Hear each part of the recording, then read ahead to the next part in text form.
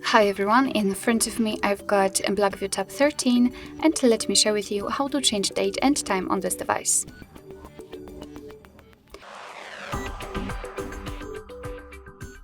So let's start with opening the settings, and then in this left section we have to scroll down to find the system.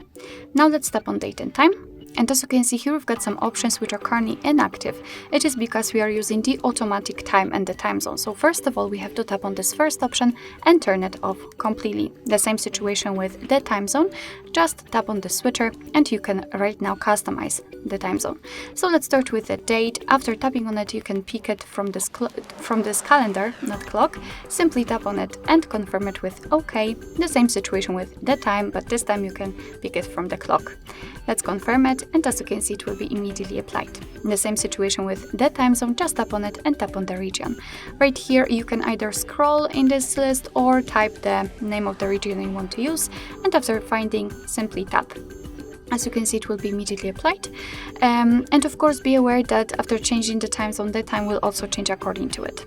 Here, you can decide whether you want to use the location to set the time zone. It's up to you, can turn it off.